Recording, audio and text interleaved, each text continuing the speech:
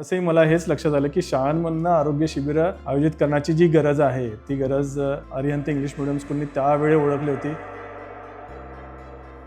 नमस्कार, मी डॉक्टर अभिजित जगताप. मी public health expert आहे आणि पुण्यश्लोक अहिल्यादेवी होळकर सोलापूर विद्यापीठामध्ये गेली 18 वर्षे मी वैद्यकीय अधिकारी या पदावर काम करतो आहे. बऱ्याचशा शाळांमधनं आज केवळ शिक्षणापुरता मर्यादित आहेत, परंतु आपण हे करत असताना एक मूलभूत गोष्ट विसरत चाललो आहोत की जोपर्यंत आरोग्य चांगलं असेल तर पुढच्या सगळ्या गोष्टी नेहमीच चांगल्या होतात.